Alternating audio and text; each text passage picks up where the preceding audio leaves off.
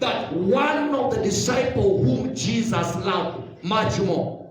It means among the disciples, there are one who Jesus loved more. The word of God says, when he recognized that it was Jesus, he told Peter. Then Peter removed the garment which he used to wear when he was going for fishing, and he threw himself in water. And after throwing himself to water, the word of God says that he was ashamed, that how comes that must have come and found us fishing. Yet he called us and he told us that, come, I'll make you to be fishers of men. There are some people there, you are watching me. God has called you with an assignment and you have run away.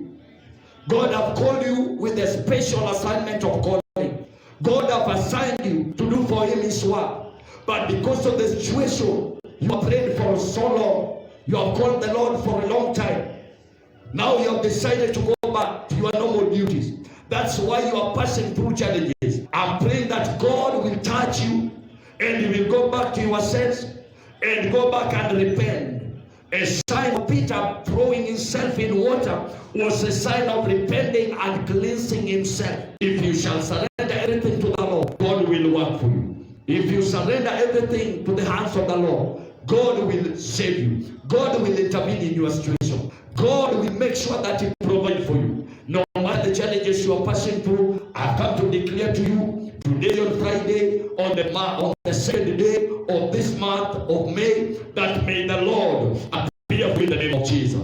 May the Lord show you his mercy in Jesus' name. May you dip your neck to the right side in the water.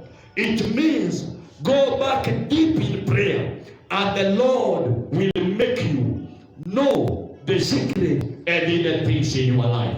In Jesus' name, let us pray. Father, in Jesus' name, we thank you. We bless you for this morning.